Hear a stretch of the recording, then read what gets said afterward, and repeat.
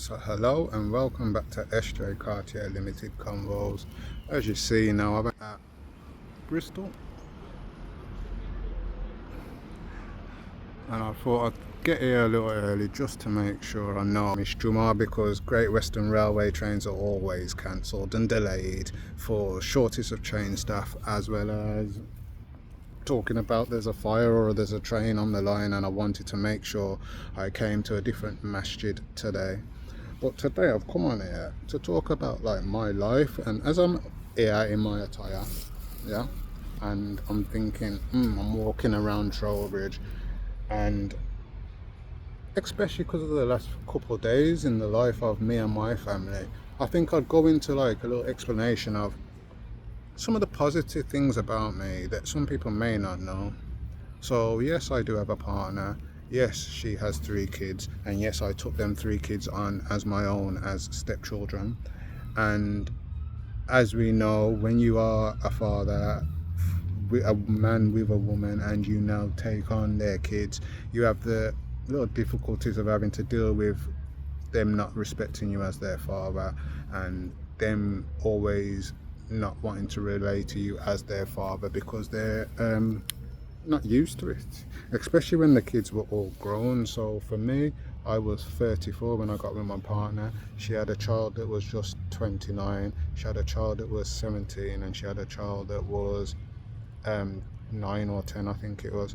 So for me, coming into a house like that when I have not got any kids myself, unfortunately, and I'm now having to play a fatherly role, I will say it was kind of difficult at first, but I'm kind of like fell into the path. And as I've always said, as I said to my partner, I've always like been someone that has looked after kids and taken care of like family, younger family members when I've had to, or even when I'm just there and other people are supposed to and I've suddenly happened to take over.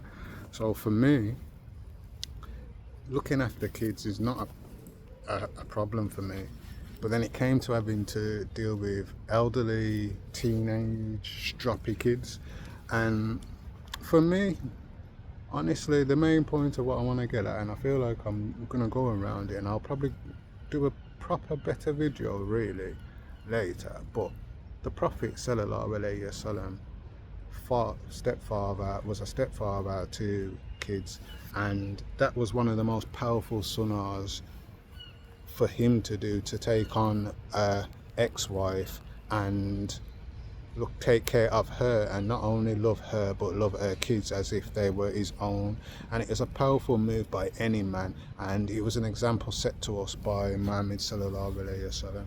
So I thought I'd just come on here and kind of like point out that life ain't easy sometimes when you're trying to be a stepfather, but when you're a grown-ass man and you live a life, these things aren't hard to deal with sometimes. And even though you get troubles and you have like indiscrepancies, maybe because you aren't the father and they like to feel they know it all, this is what exactly happens.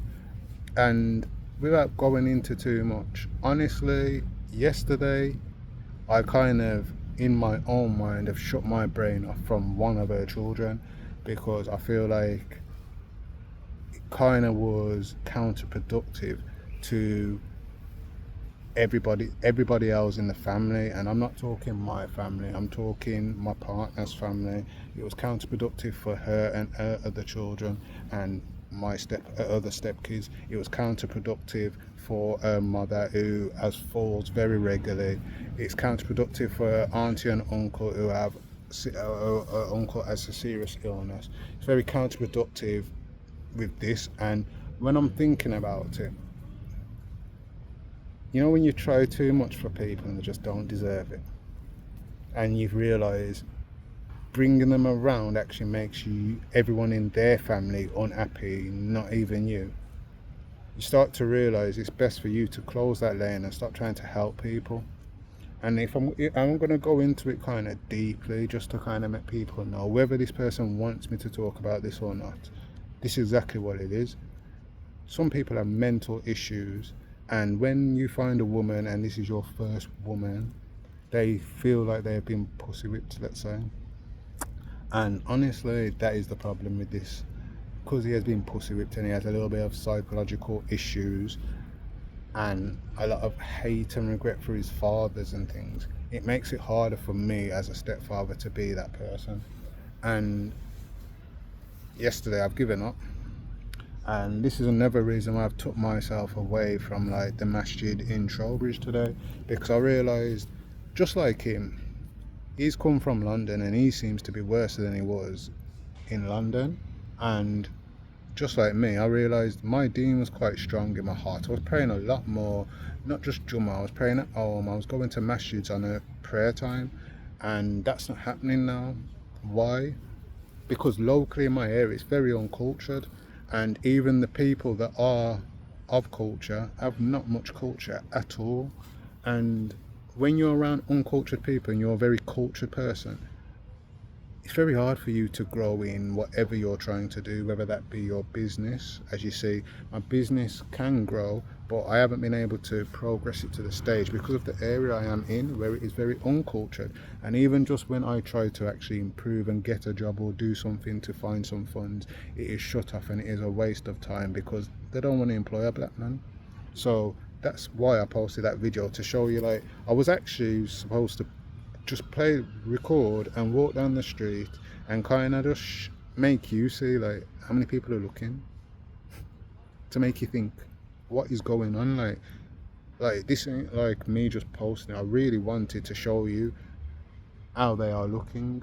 Unfortunately for me, I am on my Samsung. It's a shame. I am going to get a body camera, and you will start to see a lot more activity, and I'll start getting a bit more lively on my walks, and you start to see where I am going and what I'm up to, and see how people interact, normal people, yeah, and see how they interact in different types of areas. And I think you'll get a better understanding of the area I live in. And as I said before, in Wiltshire, I live in the place that is trying to call themselves Troll Vegas, not because it's rich, but because it's full of crackheads, and there's no future for anybody down there. And there's a lot of people, when I came to Wiltshire, asking me, what is it like? I'm asking people, what is it like down there? Because I've never heard of Trowbridge in my life, and I've travelled everywhere. And everybody was telling me Trowbridge is the dump of Wiltshire. And you know, when you've lived there for 2 years, we started to realise this. Like, we even started to see, Assalamu alaikum, brother, you okay? Alhamdulillah. You have to wait, bro. Like two seconds, can't. Yeah. I ain't got nothing, bro. Yeah. I ain't got nothing, bro. I don't sell drugs or nothing, bro. Yeah, no, that's cool, my brother. But you got sources, though, yeah. Nah, I just, you have to walk around, bro. You know, honestly. Honestly. Nah, they're usually on the other end over there, you know, at the top end. Yeah, right at the top. Somali? Nah, not Somali. Huh? Nah, white brothers. White, yeah, white guys.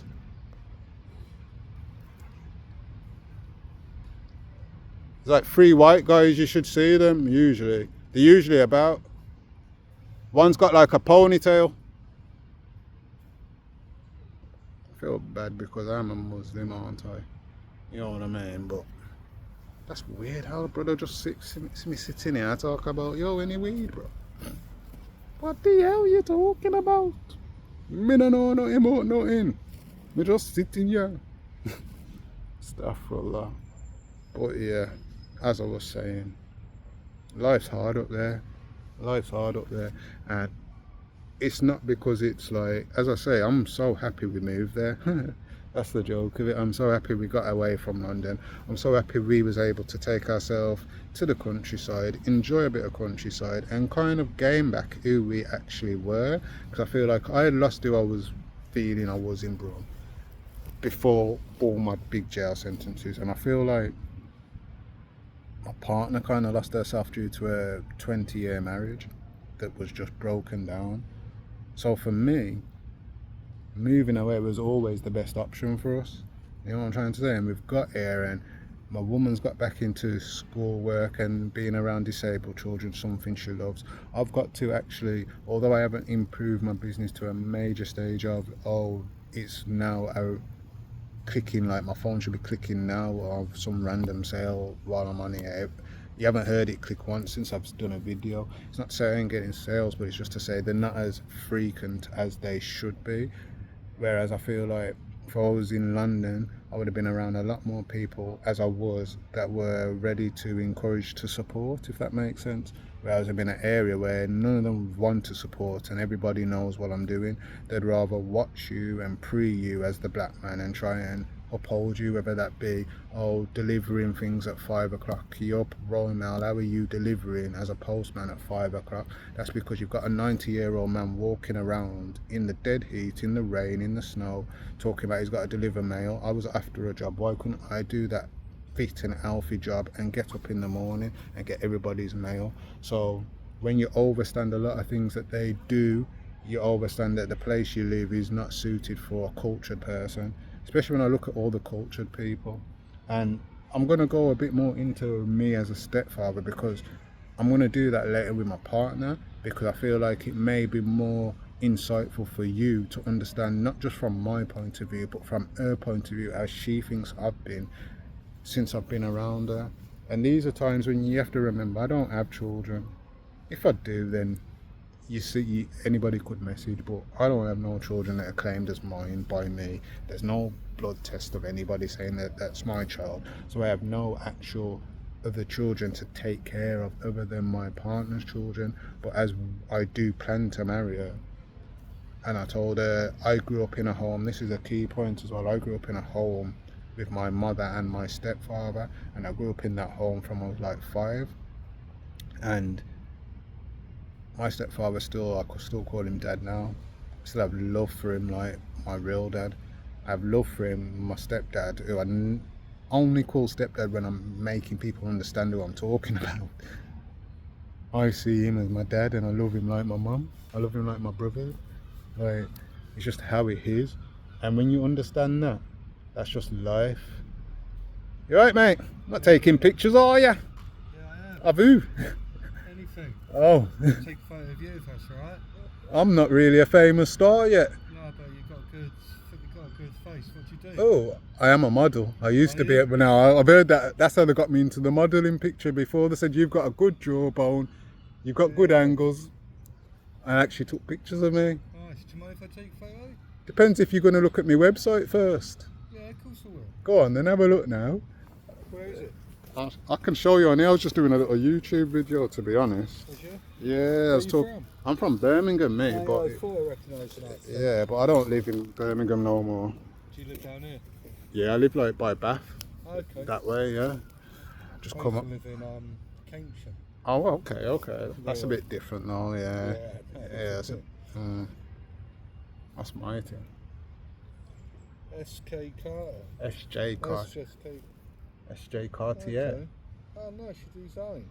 Yeah, I do a lot of things. So what's it? Is this what you draw? No, these are things I sell. Oh, you sell. I like buy and sell. I collect a load of things, and then sometimes I list my things on there. Really, to be honest, I'm a reseller of vintage and those kind of like media stuff and toys.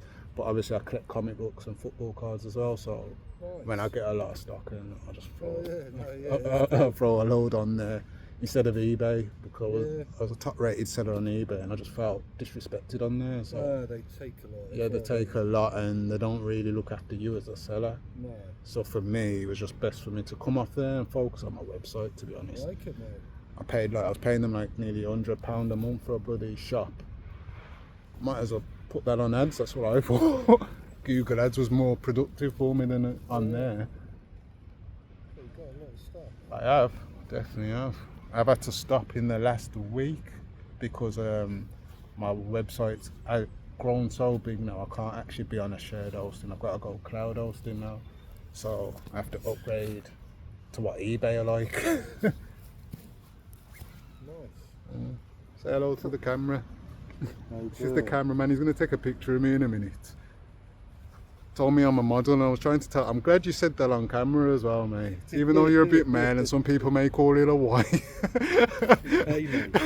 But this is exactly how it was. Someone come up to me. There? Actually, is that Canada? No, that's Colby, mate. Yeah. Ah, Yeah. I thought it was just full. That was the clouds and I gave it back. Why got loads of stuff. I have, mate. Yeah, wow. Take Lots offers of- on everything as well. You can buy in bulk, you can buy singly, anything. Okay. Mm. You should do Car boots. well, no, there's a flea market by IKEA, and it's really round. Is that like? Is it a Tuesday or Wednesday? No, it's a weekend. It's the last Saturday of the month, every month. Okay. I've been told in the summer it's not so busy because everyone's away or at festivals. Yeah, But I was definitely. down there 6 weeks ago and it was round. Oh, okay. I might Loads check of that one people out. are smoking weed as well. Oh, I But you swear. got to pay. It's weird because it's on the pavement, but it goes on, say, from there to that waterway or Okay. further. Now they got a bit of food there, but it's a lot of stuff like that as well, or clothes. But you got, I think it's £25 To get in. you pay this Indian man. Yeah. And like, why is he having the money? You know what I mean? He's £25 to is that to pitch or? pitch, Oh, yeah, okay. yeah, Okay. yeah, all day, yeah. Oh, well, if some goes to charity, it's not too bad. Well, yeah. That, probably that, is charity. you know what I'm trying to say? Like, It's that's the probably only good thing about it with car boots. I say when you do pay for a pitch, a lot of them do put charity funds in. But So I know that it does get a lot of people down there. It's mainly like the youth, like from 18 to 30. I'll say, Yeah, is that kind I of wonder crowd? which one. I might have to look at that one But because yeah, it's I right can't by, remember where the one I was. It's opposite definitely in IKEA. Bristol, but that was like a Wednesday or a Tuesday, Wednesday or Thursday, and that's up Yeah. here somewhere. This is on a Saturday morning. I think it kicks off about 9 in the morning. Yeah, it's an early one. Finishes, whenever. But it's always the last Saturday of every month. See, my Worth a issue, go. I don't, Even if you I don't drive, so you see, that's my problem. Okay. When I come all to these car boots around the country, I'm on the train and I'm carrying bags back on here, bags in my hand, and I'm A lot coming of back stuff, on so- me. Yeah. Yeah, so I do go a bit hectic, so I have to manage where I'm going. Next focus while I'm looking Oh at yeah, them. you should walk down or go down there and have a scan. No, and it's see if definitely worth a it. gander. Yeah. By this So- time next year, I should be Right, driving, if I so take photo then? carry on, mate. I'll go portrait, Yeah. and then I'm just gonna. What do you do with them? Hang What do you actually do with the pictures? on. I've got a book out. Okay. And I'm gonna have volume 2 soon, but volume 1 was just Bristol people. Okay. The people I met in Bristol. Okay. And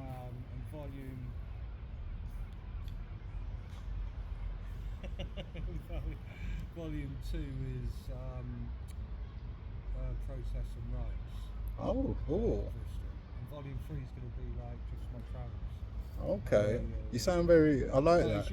I To be honest, you know what made me carry on talking to you? Your t-shirt, mate. 'Cause I wouldn't normally let anyone take a picture of me. Thank you, mate. I ain't gonna. This is a new camera, and I. Okay.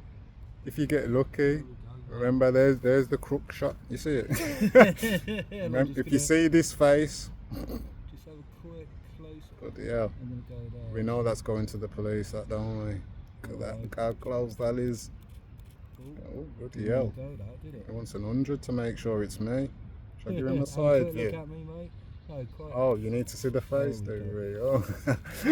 I'm not afraid to say my name, I think. What's your name? I'm SJ Cartier, but my name's Sam. Sam. Yeah. Nice to meet you. I'm Pit Lad on Instagram. Yeah, Pit lad, I'll follow you now, Yeah, mate. follow me and then I'll follow you back. Yeah. When I develop the film, because it's film. You can tag me in it, mate. I don't Yeah, mind. do. Yeah, you're following yourself. This is what I like though. You're the second person. I'm actually sitting away, as you see. The wall is there. There's nowhere else for me to go behind. No one can come from behind you. And you're the second person to actually come up and actually basically hold a proper conversation and say hello. Yeah, no, And it's always nice. the reason at this point of my video that I've done now is because where I come from, yeah, there's a lot of people just was looking at me in my Islamic gear today like I'm weird, or if they thought I was a transsexual. They're like, what's this black man wearing a dress? And that was the judgment I get. I don't And even look at colour, let alone what you're wearing. you get that, and that's what I'm trying to. I'm glad that I've caught it live because it shows. Where in Bristol, people come and say hello and just polite. Yeah. Do you 9 times out of 10. 9 times out of 10, but 9 times out of 10 is better than 2 out of 10. Oh, fucking right, mate. You know what I'm trying to say? Yeah. So Follow respect me, it. and No, I'll then follow you when now, I, mate. get on, I'll I'll follow you back. Got a lot of followers, mate. Nice to meet you. Yeah, I've nice got to a meet few. you. Only a few. Only Couple a hundred. few. Yeah, 13,000. Have a nice And you, afternoon. mate, and you.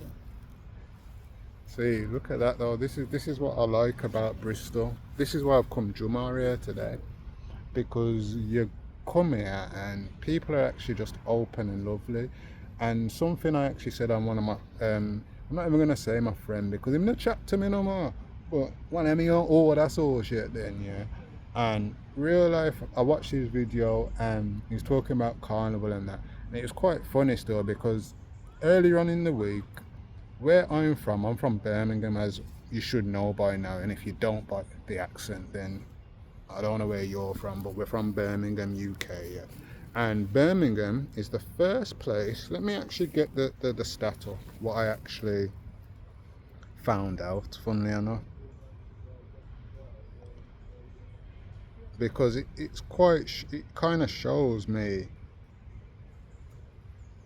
who I am and where I come from and why I am so uptight when I come around prejudiced racist people that want to act like they're normal people and normal civilians, yeah, is because Birmingham is one of the most multicultural cities, yeah, but Birmingham is also the first city in the UK not to be more predominantly, the people of Birmingham are not more predominantly British white.